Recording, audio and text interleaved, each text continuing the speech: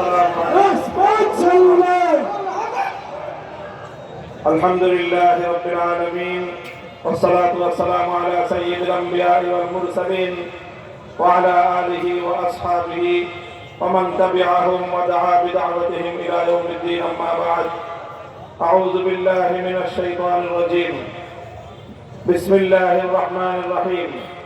ملعونين أينما ثقفوا أخذوا وقتلوا تقتيلا. صدق الله العظيم. হেফাজতে ইসলাম বাংলাদেশ সিংগাইর কর্তৃক আয়োজিত আজকের এই জনসভায় উপস্থিত সংগ্রামী সভাপতি, সিংগাইরের মাটি এবং মানুষের প্রাণ প্রিয় ব্যক্তিত্ব, জননন্দিত মুফাসসিরে কোরআন আল্লামা খালেদ সাইফুল্লাহ আইয়ুবী, উপস্থিত হেফাজতে ইসলাম বাংলাদেশের সংগ্রামী মহাসচিব হযরত মাওলানা সাজিদুর রহমান সাহেব সহ কেন্দ্রীয় নেতৃবৃন্দ, সংগ্রামী তৌহিদি জনতা, সিংগাইরের মাটি ও মানুষের প্রাণ প্রিয় এই জনপদের অধিবাসীগণ, সংক্ষিপ্ত কয়েকটি কথা আমরা বলতে চাই। আমাদের মরহুম আমির আল্লামা জুনায়েদ বাবুনগরী রহমতুল্লাহি আলাইহি, তাকে জিজ্ঞাসা করা হয়েছিল বাংলাদেশে হেফাজতে ইসলামের নেতাকর্মী কতজন এবং কারা। তিনি বলেছিলেন হেফাজতে ইসলামের কর্মী হলো বাংলাদেশের প্রতিটি মসজিদের সকল মুসল্লি হলো হেফাজতের কর্মী।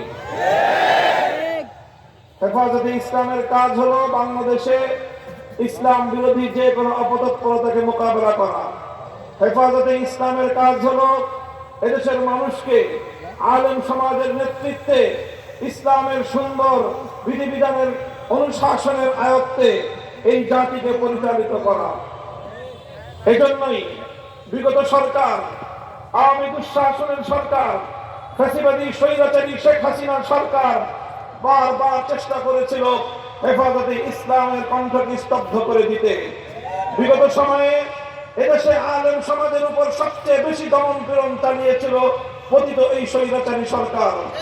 আমরা লক্ষ্য করেছি 2013 সাল এবং 2021 সালে যেভাবে হেফাজতে ইসলামের উপর দমন পীড়ন চালিয়েছিল, শেখ হাসিনা এবং তার দোসরেরা মনে করেছিল হেফাজতে ইসলামকে নির্যাতন করলে দমে যাবে, হেফাজতে ইসলামের উপর হত্যাযজ্ঞ পরিচালনা করলে এদের কণ্ঠ স্তব্ধ হয়ে যাবে। বারবার প্রমাণ হয়েছে জুলুমের মাধ্যমে, নির্যাতনের মাধ্যমে, স্টিমরোলার চালিয়ে অন্য কাউকে ভয় দেখানো যায়, ইসলামের সৈনিকদেরকে দমিয়ে দেওয়া যায় না। প্রতিটি জেলায় জেলায় কোরআনের মাহফিলগুলোতে 144 ধারা জারি করে এদেশের মানুষের কাছে কোরআনের বাণী পৌঁছানোর ক্ষেত্রে তারা প্রতিবন্ধকতা তৈরি করেছিল। এই মাওলানা খালেদ সাইফুল্লাহ আইয়ুবী সাহেব অনেক জায়গায় সেই বাধার সম্মুখীন হয়েছেন। প্রতিটি জেলায় জেলায় আমার মাহফিলগুলোতে 144 ধারা জারি করে আমাদের কণ্ঠকে, কোরআনের বাণীকে বাংলার মাটি থেকে মুছে ফেলবার পায়ে তারা চালিয়েছিল। ইন্না নাহনু নাযালনা যিকরা ওয়া ইন্না লাহু লাহাফিজুন। শেখ হাসিনা নিশ্চিন্ন হয়ে যাবে। আল্লাহর কোরআনের আওয়াজ তুমি বা তোমার দোসরেরা নিশ্চিন্ন করতে পারো নাই, ভবিষ্যতেও পারবে না ইনশাআল্লাহ। আজকের এই সময়ে স্পষ্ট কয়েকটি কথা বলতে চাই। 1 নম্বর কথা হলো এই, বিগত সরকারের দোসরেরা তারা চেষ্টা করেছিল বাংলাদেশের শিক্ষা ব্যবস্থাকে হিন্দুত্ববাদে পরিচালিত করে হিন্দুত্ববাদী আগামী একটি প্রজন্ম গড়ে তুলতে। এদেশের মানুষ বুকের রক্ত দিয়ে সেই ষড়যন্ত্রকে মোকাবেলা করেছে। আমরা অন্তর্বর্তীকালীন সরকারকে বলতে চাই, আমরা যেভাবে বাংলাদেশের মুসলমান, বাংলাদেশের মানুষ যেভাবে হিন্দুত্ববাদকে বরদাস্ত করে নাই, নাস্তিকবাদকেও বরদাস্ত করবে না। শিক্ষা ব্যবস্থায় নাস্তিকবাদ প্রতিষ্ঠা করবার যে কোনো পায়তারা, যে কোনো বললে আমরা রুখে দাঁড়াবো। এটা আমার আগামী দিনের আমাদের জাতির অস্তিত্বের প্রশ্ন, আমার ভবিষ্যৎ প্রজন্মের ঈমান এবং আকীদার প্রশ্ন। এই প্রশ্নে কাউকে একচুল পরিমাণ ছাড় দিতে আমরা প্রস্তুত নই।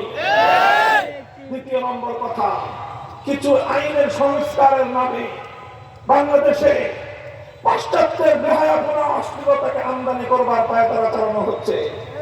আন্তর্জাতিক মানবতা বিরোধী যে আইন, সেই আইনে সংস্কারের প্রস্তাব এনে ট্রান্সজেন্ডারের নামে সমকামিতা আমদানি করবার দুরভিসন্ধি চলছে। 2 নম্বর, ম্যারিটারিয়াল রেপ নামে, বৈবাহিক ধর্ষণ নামে ঘরে ঘরে আল্লাহ প্রদত্ত স্ত্রীর উপর স্বামীর অধিকারকে ভুলণ্ঠিত করবার পায়তারা চলছে। জোরপূর্বক গর্ভধারণকে মানবতা বিরোধী অপরাধ বলে আখ্যায়িত করে আল্লাহ রাব্বুল আলামিন প্রদত্ত স্বামী স্ত্রীর সোনার সংসারে স্বামীর কর্তৃত্বকে চ্যালেঞ্জ করে স্বয়ং আল্লাহর বিরুদ্ধে চ্যালেঞ্জ ঘোষণা করবার পায়তারা চলছে বাংলাদেশে। আমরা পরিষ্কার ভাষায় বলি, যদি এভাবেই আমাদের ধর্মকে, আমাদের ইসলামী আকীদা বিশ্বাসকে, আমাদের চিন্তা চেতনাকে যদি চ্যালেঞ্জ করা হয়, আমরা আবার সফলতা করে দিতে বাধ্য হব।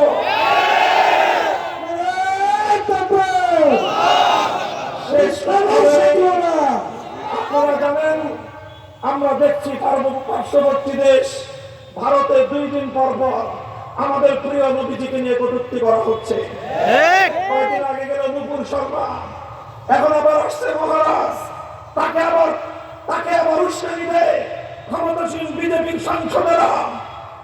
আমরা বলতে চাই, ভারত রাষ্ট্র অনেক বড় হতে পারো, আমার নবীর উপর যদি এভাবেই তোমরা তোমাদের কুৎসারণের ধারা অব্যাহত রাখো, ভারতের মুসলমানরা মুম্বাই অভিমুখে লাখো জনতার লং মার্চ করে বার্তা দিয়েছে, নবীর ইজ্জতের গ্যারান্টি না পেলে ভারত খামখাম হয়ে যাবে।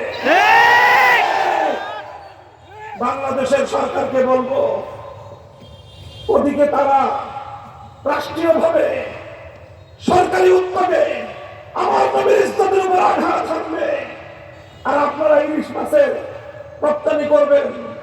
এই প্রেম প্রীতি বাংলাদেশের মানুষের চোখে ভালো লাগে না। পণ্য রপ্তানি করি বৈদেশিক মুদ্রা আমদানি করবার জন্য, আমরা বলি আমার নবীর ইজ্জতের উপর আঘাতকারীদের সঙ্গে ব্যবসা করে বৈদেশিক মুদ্রা আমদানি করবার প্রয়োজন নয়। প্রয়োজন আমরা পেটে পাথর রাখবো, নবীর উপর আক্রমণকারীদের সঙ্গে কোনো আপোষ নাই। ভারতের রাষ্ট্রদূতকে তলব করেন, সতর্ক করেন, যদি সতর্ক না হয় প্রয়োজনে কূটনৈতিক সম্পর্ক ছিন্ন করেন। আমার নবীর ইজ্জতের উপর আক্রমণ আমরা বরদাস্ত করি না। কাদিয়ানী সহ যারা আল্লাহ নবীর হককে নবুয়তের উপর আক্রমণ করে, নবীর ইজ্জতের উপর যারা আক্রমণ করে, সংসদে আইন তৈরি করে এই সকল অপতৎপরতার দুয়ার বন্ধ করতে হবে। আমাদের সেই দাবি আমরা আবার জানিয়ে রাখি, আল্লাহ নবীর ইজ্জতের বিরুদ্ধে, নবীর সম্মানের উপর কটূক্তিকারী মুর্তাদের জন্য সর্বোচ্চ শাস্তির বিধান, মৃত্যুদণ্ডের আইন চাই আমরা। সংগ্রামী সাথী ও বন্ধুগণ, ইনশাআল্লাহ আলেম সমাজের সাথে আপনারা আছেন তো? আমরা ক্ষমতার রাজনীতি করি না, আমরা ক্ষমতার রাজনীতি করি না, আমরা মানুষের জন্য রাজনীতি করলে আমরা ইসলামের সম্মান রক্ষা করার জন্য রাজনীতি করি। হেফাজতে ইসলাম বাংলাদেশ অরাজনৈতিক সংগঠন। অরাজনৈতিকের অর্থ হল কোন দলীয় রাজনীতি হেফাজতে ইসলাম করে না, কিন্তু ইসলামের উপর আঘাত আসলে এক মুহূর্তের জন্য হেফাজত অতীতেও নীরব থাকে নাই, ভবিষ্যতেও নীরব থাকবে না। কথাগুলো বুঝলে ভালো হবে, না বুঝলে কিভাবে বুঝাই দিতে হয় সেই ভাষা আমাদের জানা আছে। ইনশাআল্লাহ আগামী দিনে আপনাদের প্রিয় নেতা, আপনাদের রাহবার, এই সিংহাইয়ের মাটিতে হেফাজতে ইসলামের প্রতিনিধি আল্লামা খালেদ সাইফুল্লাহ আইয়ুবী সহ দেশের শীর্ষ ওলামায়ে কেরাম আপনাদেরকে যখন ডাক দিবেন, যে কোনোটাকে সারাদিনে প্রস্তুত থাকবেন তো ইনশাআল্লাহ। যতদিন বাঁচবো ইসলাম নিয়ে বাঁচবো, যদি মরতে হয় আল্লাহর দ্বীনের জন্য জীবন দেওয়াকে জীবন বাঁচিয়ে রাখার চেয়ে শ্রেষ্ঠ মনে করবো ইনশাআল্লাহ। নাসরুম মিনাল্লাহি ওয়া ফাতহুন করিব। হেফাজতে ইসলাম বাংলাদেশ জিন্দাবাদ, বাংলাদেশ জিন্দাবাদ। ওয়া আখিরু দাওয়ানা আলহামদুলিল্লাহি রাব্বিল আলামিন।